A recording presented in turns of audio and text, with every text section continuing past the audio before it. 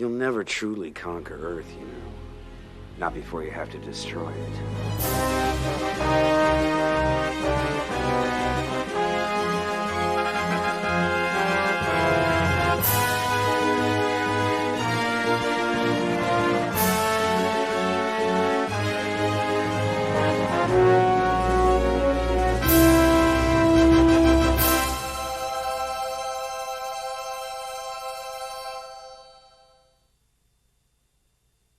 And 7 grips, just to set one eye level on Virgil Harper's sets. Harry's going to read. Charlie, take one. And action. I've been with the Victory most of my career. I was communications officer on our maiden voyage. I'll admit, sir, I wasn't looking forward to the assignment, but now that I see you have a pilot as fun. Basically, where Wing Commander 1 and Wing Commander 2 had movie-like aspirations, I would say that Wing Commander 3 is a movie that you're the star in, and that you'll sit down, you'll put your CD-ROM in the computer and you'll play it, and you'll probably shake your head after the first 10 minutes and go, I'm playing a movie. Everyone talks about interactive movies and multimedia and all the rest of this stuff, and I think that no one's really sort of done anything that kind of defines it or makes a statement. And what Wing Commander 3 is really trying to be in is when someone says, what's an interactive movie? I can just hand them the CDs and say, hey, check this out, this is an interactive movie.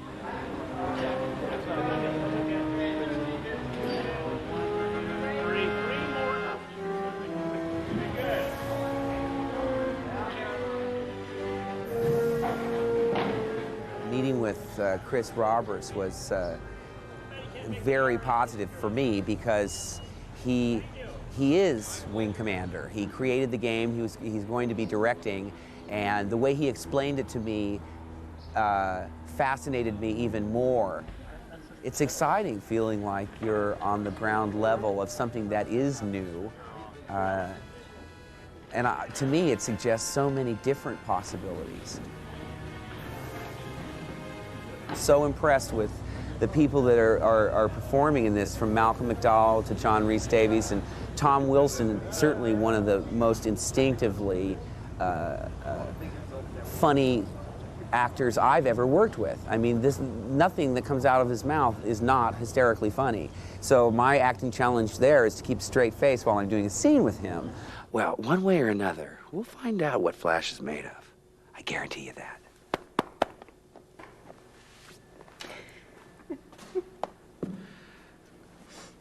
Isn't that the guy from Star Wars?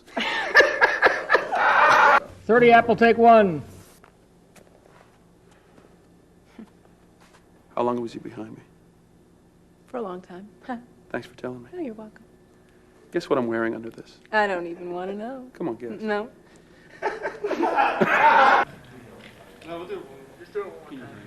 You poisoned Tolwyn against me from the start, and he's had it out for me ever since. I've got news for you. Tolwyn had nothing to do with your lack of promotion. Your flying style took care of that for you. Tolwyn doesn't even know you're alive. Oh, that's what you think. Everybody knows about the maniac. Everybody. How many people here know about the maniac, huh? Oh, it's a mirror. How many people here know about the maniac, huh? Anybody at all? Don't jump up all at once or anything, everybody. How many people here know about the maniac? I do. Tom, Yes. you're ruining my movie, man. There I was at the counter at Schwab's drugstore in Hollywood, much like Lana Turner was years gone by. And Chris Roberts comes up and says, hey, how about being in an interactive CD-ROM computer sort of entertainment-styled game film experience? My first reaction, of course, was to say, what? But no, then I agreed to do it. It's a lot of fun, actually. It's a very interesting thing for me, who's done, a lot of feature films and a lot of different kinds of entertainment, to actually come in to the world of this interactive computer stuff. Very interesting. I've done a lot of green screen work, so I'm sort of used to it.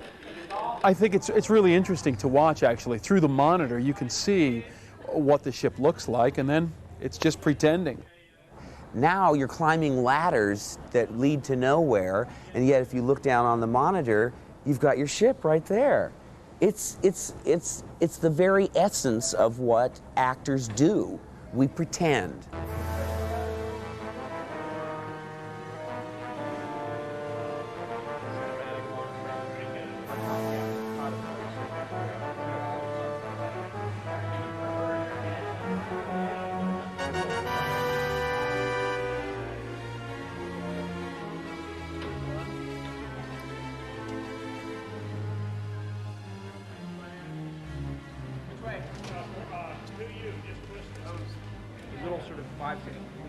It's amazing to see the final result and to be able to see it so quickly as well. You know, I'm imagining myself out there with just a green screen, and then I go in and look at the footage, and everything is there, and it's just unbelievable. I was very attracted to the character. I loved Rachel. She's spunky, she's feisty, she's a mechanic. I wasn't quite sure what to expect, and it's been a pleasant surprise. I think any reservations I had were about shooting a scene with several different endings, and depending on how you play the game, who dies, how I feel about all of these different people at different times was a little frightening, a little challenging. I think that it's challenging as far as the way scenes are shot. Normally on a shoot, you have a couple of actors, and the scenes are done back and forth. You work on one scene. Baker, take one. This is shot primarily from one angle, and all of the different scenes consecutively, and then you turn around and shoot the other way. So at times, I've been a little confused as to which scene I'm shooting. Are we going to expand upon that moment? Are we going to kick in the afterburners here? Oh, I must be out of my mind. I grew up with nothing but violets. Deep down, you're all creeps.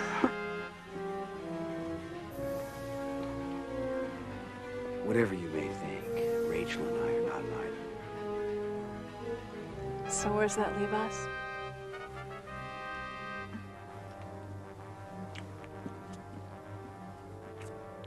Pilots, rather crash and burn than make a commitment. I can't take the risk of getting involved with someone who might be on my wing. There's too much at stake.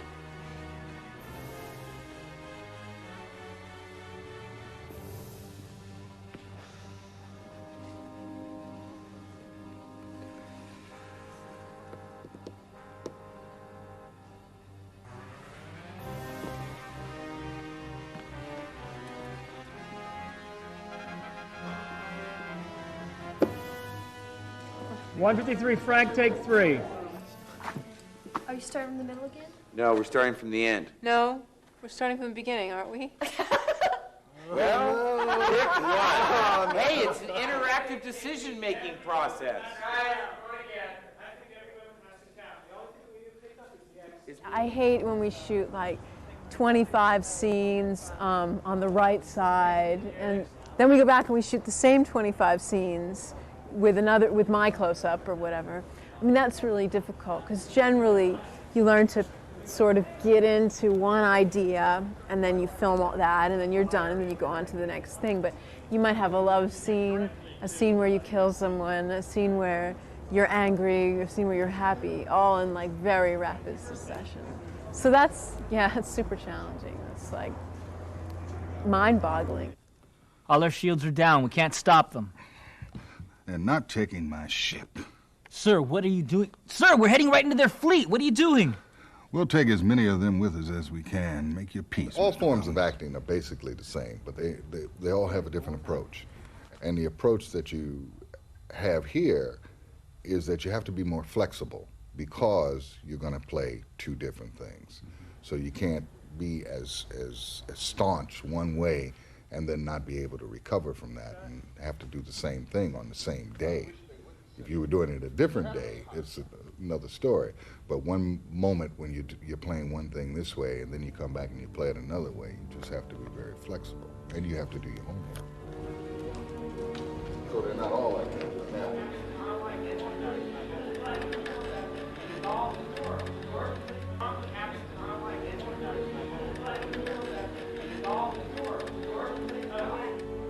It's tectonic plates keep shuffling themselves like a thing. Basically, the truth of acting is in the listening. And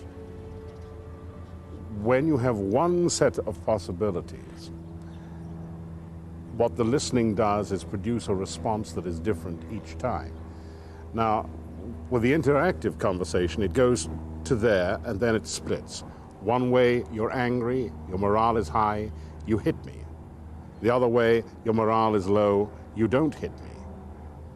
And then it comes back again and continues.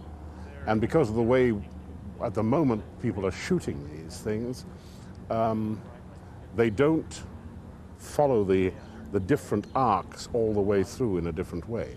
So what you as an actor have to do then is find a way of doing the end piece that works with that possibility and that possibility identically, which is interesting.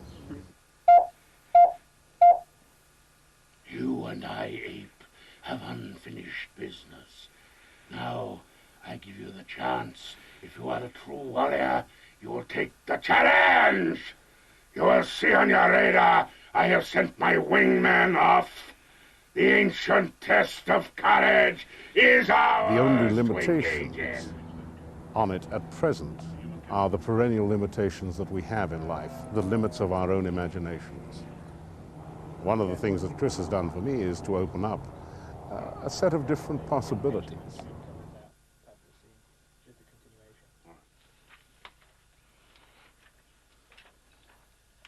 A puny contingent of their soldiers has been captured here on Kilra. This incursion was an act of desperation. The hairless apes now flail about knowing that they are beaten. They have failed their race utterly. There will be no interrogation.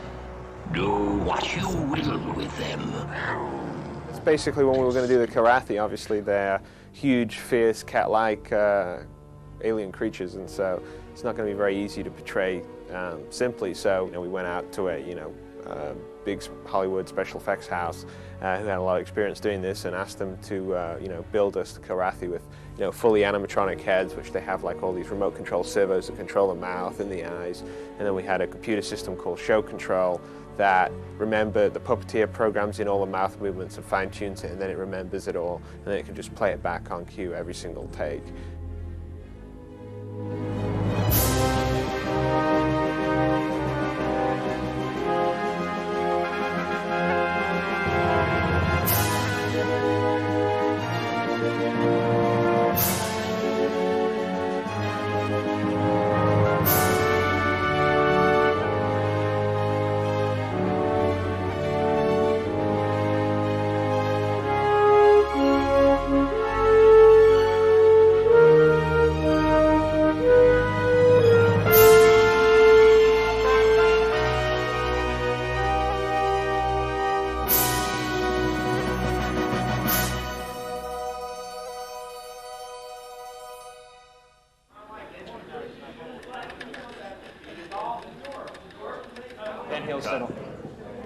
Okay, fine.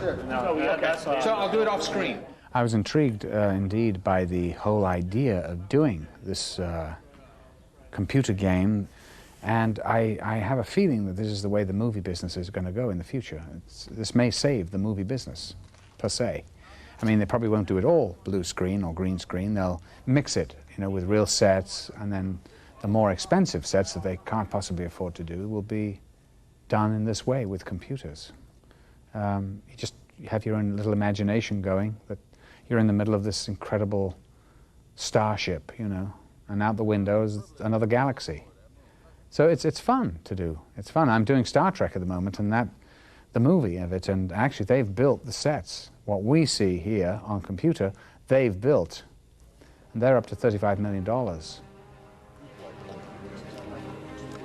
When I direct a project, I come up with the original concept and design, then I work with a lot of other bright, talented, creative people to sort of fulfill that sort of vision that I have for the project. And you know, so I'll work with programmers and artists and musicians, and so we'll sort of break the project down into its parts, and I'll say, look, here you're going to you know, go off and write the artificial intelligence for the bad guys. Here's my idea of what it should be like. And then usually the programmer will come back and say, here's the artificial intelligence, and you know, if things work out well, he's gone and done something that's, you know, 5 times better than I thought it was going to be, and 5 times better than I was expected it to be. And I go, whoa, that's really great.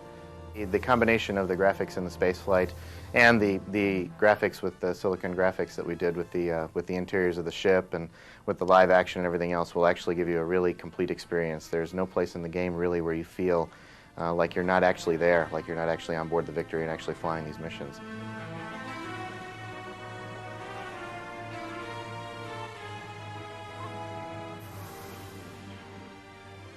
Technologically, it's definitely a groundbreaker. I mean, just you know, the step into the Super VGA graphics. It's, you know, I mean, even to us developing it, it's impressive. You know, and it's actually a lot of fun for us to go into the game and play it. You know, so that with the 3D technology, it's really taking leaps and bounds, you know, as to what we've been able to do in the past. I think one of the most important things is that the people developing the game are big game players themselves, and so, you know, we take that enjoyment into mind when we're developing the software, and you know, and try to think, you know, what's the user going to want, you know, what are they going to want to be able to do. So I think that's an important thing.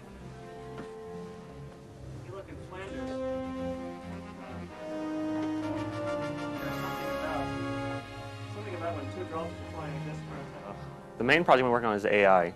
I've done all the artificial intelligence for all space objects, basically. The turrets, rear turrets, all fighter ships.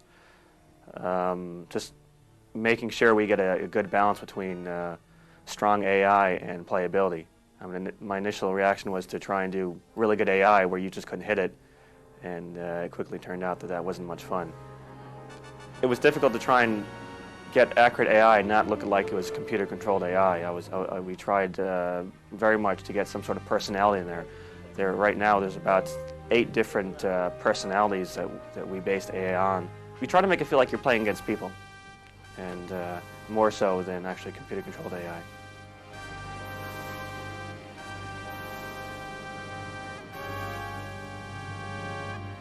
It's been interesting because I'm sort of in the gray area. This game essentially is operated in 2 different poles. You have the movie side of things, and you also have the space flight. GameFlow kind of stands in the middle between those 2. It uses elements of both and administrates both elements, but is still at the same time separate. And it's been interesting trying to design a single unified system to control all of that at the same time. I think Wing 3 is the ultimate extension of what we have been doing up to this point, having a spaceflight simulator with an interactive plot. I think it's just at the beginning of what is possible with interactive movies.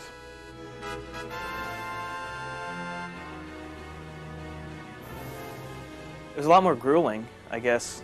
In retrospect, you know, I feel like we've accomplished an amazing amount. I mean, this one game has more artwork in it probably than all the other Wing Commanders and Special Operations Disc and all that stuff all, you know, combined. You run into logistical difficulties when you're like working with a real model, in that you have to, you know, move cameras around and, you know, blow smoke out, and you only get, you know, 1 take, and if you screw up the 1 take, then you've got to do it again, and it costs an enormous amount of money. In our case, what we do is we, rather than going and constructing physical models, we go into the computer environment, which is, you know, it's a simulated 3D environment. You actually build a model, but you build it on the computer.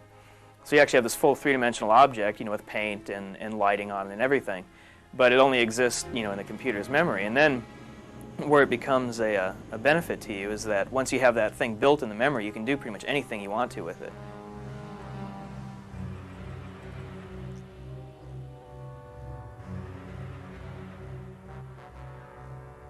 Yeah, it's the biggest game in the industry ever so far, but it's, you know, it's always great at Origin to be able to work on the biggest games, you know, and that's exactly what this is right now. It really is like you're watching a piece of video from a movie.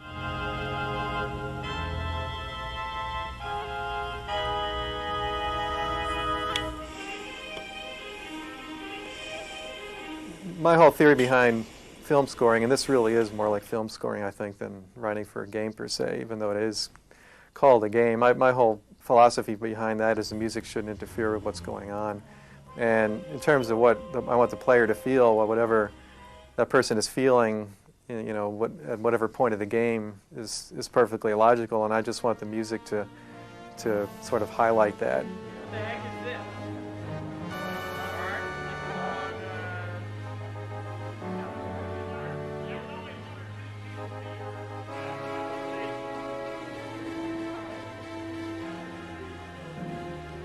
Yeah, I know that everyone out there wants to do this. I'm not sure whether they know how to do it right, just like we probably don't know how to do movies right. So I think the best answer is they want to do it, and if we want to do their stuff, it's kind of we meet in the middle and we sort of share each other's talent and knowledge.